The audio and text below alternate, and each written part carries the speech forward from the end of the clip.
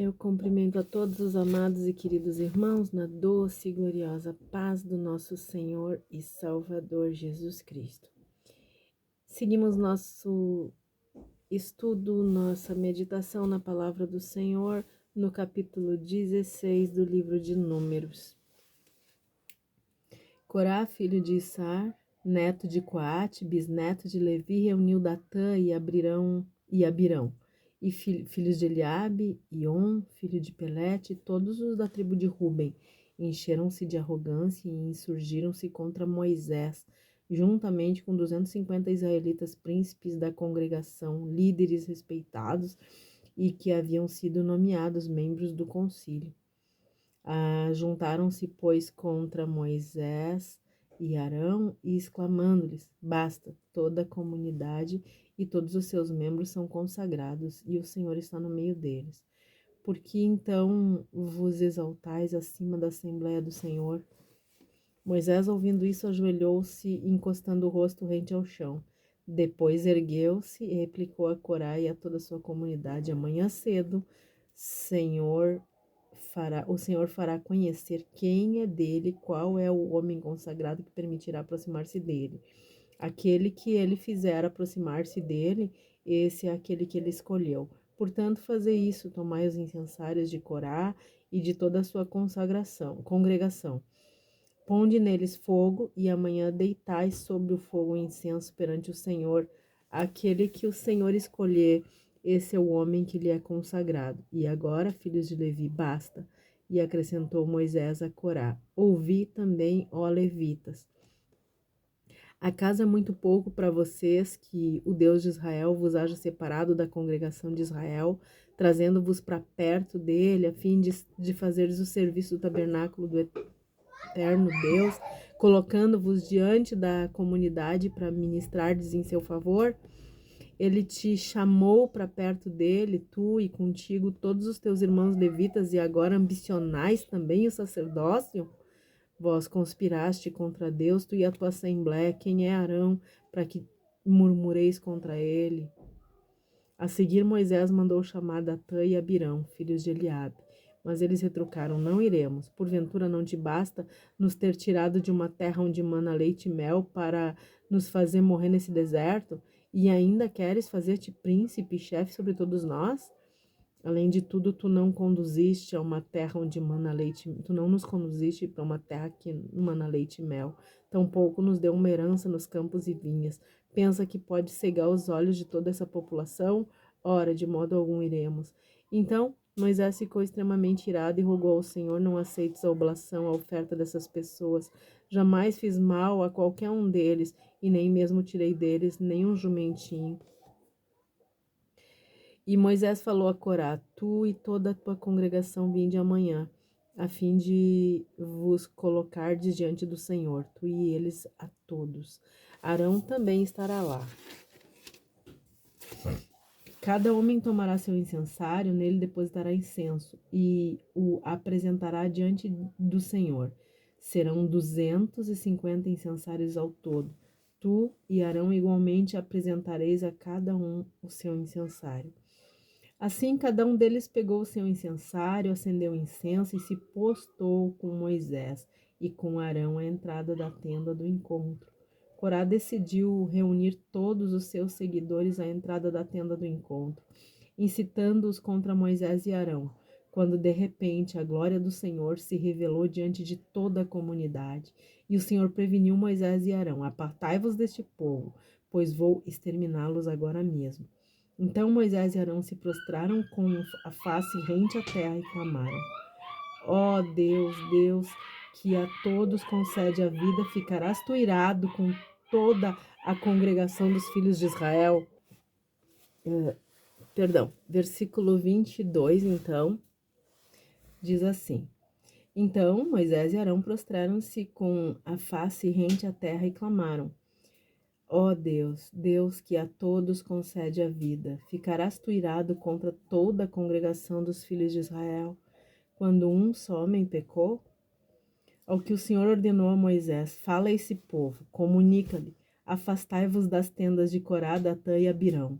Imediatamente Moisés se levantou dirigiu-se para onde estavam Datã e Abirão, e os anciãos e as autoridades de Israel o seguiram. Moisés advertiu o povo: suplico-vos, separai-vos das tendas desses homens ímpios e não toquei em nada daquilo que lhes pertence, para que não sejam também participantes de todos os pecados que eles cometeram. Então o povo se afastou das imediações das tendas de Corá, Datã e Abirão. Nesse momento, Datã e Abirão haviam saído e estavam em pé à entrada das suas tendas, junto com suas mulheres, seus filhos, suas crianças pequenas.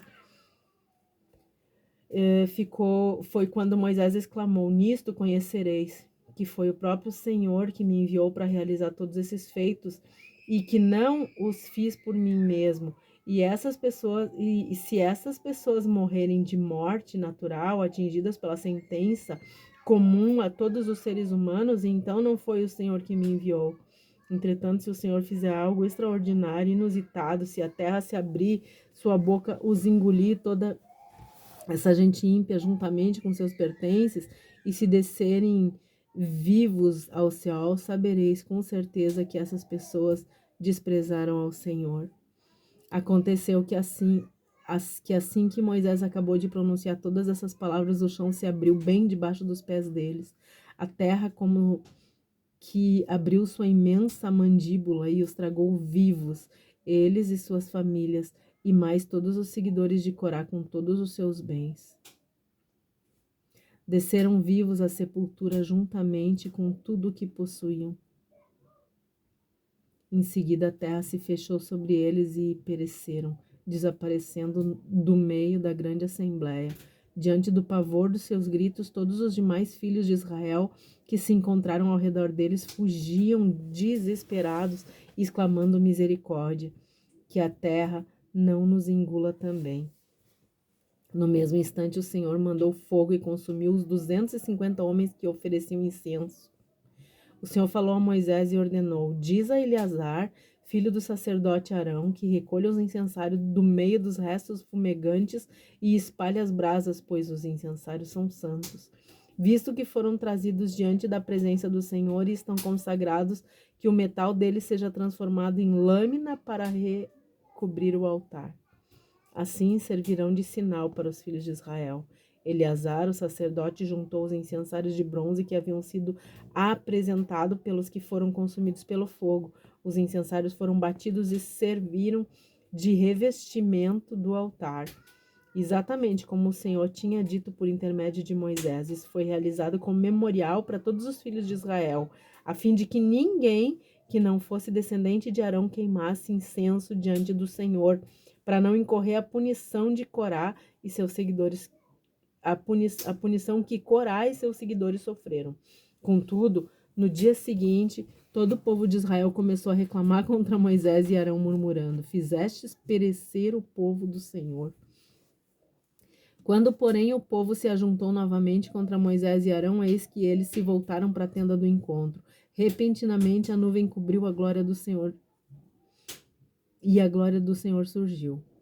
Então Moisés e Arão se dirigiram para a frente da tenda do encontro, e o Senhor avisou a Moisés: ide, saí do meio dessa congregação, em um só momento os aniquilarei a todos. Contudo, eles imediatamente se atiraram sobre seus rostos em terra. Em seguida, Moisés pediu a Arão: toma o incensário, põe nele fogo no altar e em cima o incenso, e vai depressa à congregação a fim de realizar o ritual de propiciação pelos pecados deste povo, porquanto partiu grande ira da presença do Senhor e a mortandade já começou entre o povo. Arão procedeu exatamente como Moisés lhe pedira e correu para o meio da assembleia. A epidemia, de fato, já havia iniciado seu trabalho entre o povo. Contudo, Arão ofereceu o incenso e realizou o sacrifício de expiação pelos pecados do povo. Arão colocou-se entre os mortos e os vivos, e a praga cessou. Foram 14.700 pessoas que morreram atingidas por aquela praga, sem contar os que haviam morrido por causa da revolta de Corá. Quando acabou a epidemia, Arão retornou para a entrada da tenda do encontro, onde Moisés o aguardava. Queridos, eu quero primeiro pedir perdão por causa do barulho. Tá ficando bastante difícil aqui as gravações, porque o nosso estudo, porque tem bastante barulho na vizinhança, né? Tem bastante crianças ali. Eu peço a compreensão dos irmãos, tá bom? Hoje é domingo, né? E domingo a criançada tá mais agitada em casa, tá bom? Peço perdão. Mas vamos continuar então, né? Olha só, que capítulo, hein? Que povo, queridos. Gente, quanto mais Deus fazia, mais eles murmuravam. É assim que nós somos, né? Mas eu creio que nós estamos aprendendo muito, né, com esse povo. E que vai haver muita mudança nas nossas vidas, em nome de Jesus. É muito conveniente para o pecador pensar, né, que Deus é autoritário. Mas se nós olhar bem, as reações de Deus em relação às reações rebeldes do povo que ele cuidava com tanto amor, né? A gente vê a paciência que Deus teve com eles, foi de uma tolerância inexplicável. Aqui dos versículos 1 até o versículo 11, né? Isso.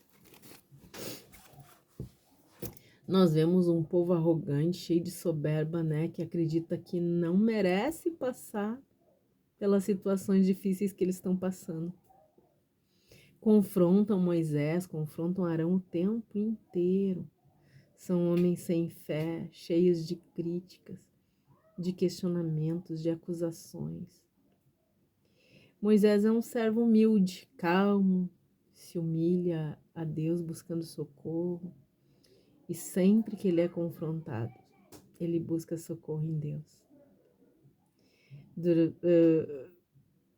Diante das difíceis situações que eles se encontravam, Deus convocou,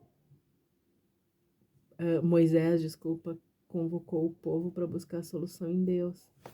A partir ali do versículo 12 até o 16, nós vemos que os rebeldes, os escravos rebeldes, né, são tão arrogantes que eles rejeitam a convocação de Moisés. E o outro grupo ainda faz oposição a Moisés. Depois, a partir do versículo 20, até o final, eu acho, até o 50. Aí a gente vê a paciência de Deus chegando ao fim, né? A paciência de Deus quando chega ao limite. Nossa. Então, aqui nesses versículos, a paciência de Deus chegou ao limite e ele agiu com o objetivo de impedir o comprometimento terrível daquele grupo, o comprometimento do plano de Deus, né? Do plano dele. Aquele grupo estava demais, o comportamento era terrível demais. E antes que aquele comportamento todo contaminasse o resto do povo, o que Deus fez? Porque se aquele comportamento estava indo longe demais, né? Os rebeldes estavam se multiplicando cada vez mais. E se Deus não parasse eles, todo mundo ia achar que Deus tolera o pecado, né? Que tá tudo certo, pode continuar pecando à vontade. E então Deus age. Deus age e acaba com aquele comportamento terrível, para que o resto do povo não fosse contaminado. Deus fez a terra engolir os vivos, engolir pessoas vivas, aqueles líderes vivos. Pensem na cena, queridos. A terra se abre para engolir os líderes da rebelião vivinhos na frente do povo todo. Deus enviou fogo, consumiu 250 seguidores de Corá, né? Quando ofereceu incenso. No dia seguinte, ele enviou uma praga que atinge todos os que reclamaram do ocorrido. Não estava bom ainda? Tudo isso levou mais de 17.700 pessoas à morte. Isso mostra que a maioria dos crentes não conhece o Deus das Escrituras. E é por isso que eles escolhem, né, contemplar o lado do caráter de Deus que lhes convém.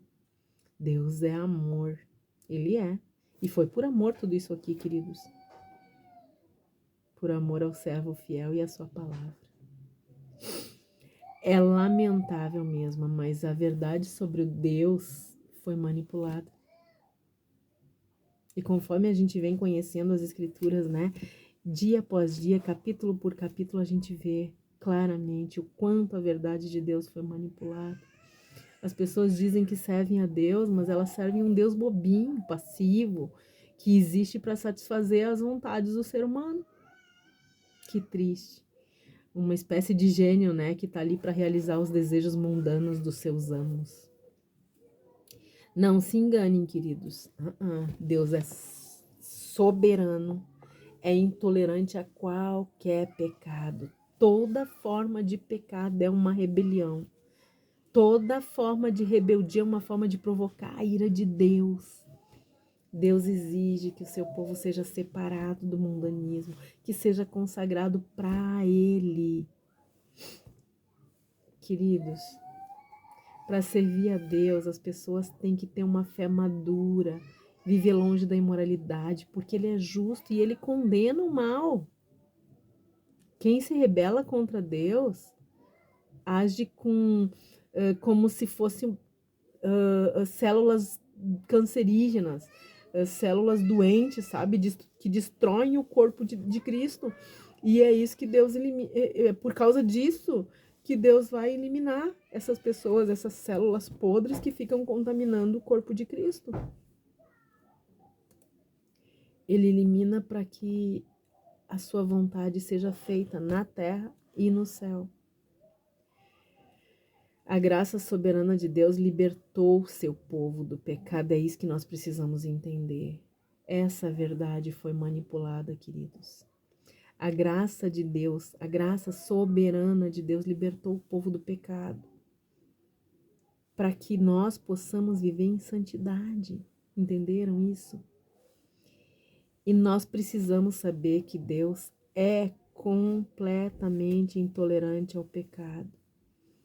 Queridos, ouçam, releiam esse capítulo quantas vezes precisar, até entender que realmente a verdade de Deus foi manipulada por muitos crentes até chegar em nós e que a gente precisa rever os nossos conceitos e ter essa certeza. Deus não tolera o pecado. Nós fomos separados para ser santos e nós fomos capacitados naquela cruz para viver em santidade nessa terra. Deus nos abençoe e nos guarde, que Ele tenha misericórdia de todos nós, que Ele perdoe os nossos pecados, que Ele faça resplandecer o seu rosto sobre todos nós. Um forte abraço e até o próximo capítulo, em nome de Jesus. Amém.